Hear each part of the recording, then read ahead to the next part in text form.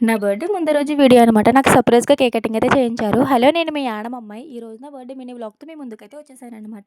నా బర్త్‌డేకి నేను చాలా స్పీడ్‌గా రెడీ అయిపోయి యానంలో ఉన్న క్యాథలిక్ చర్చ్‌కైతే వెళ్తున్నాను. ఇదేనండి మా యానం బైపాస్. అదే యానం వచ్చినప్పుడు ఎంట్రన్స్ అనమాట. ఇలా ఇందిరాగాంధీ గారి బొమ్మ ఉంటుంది.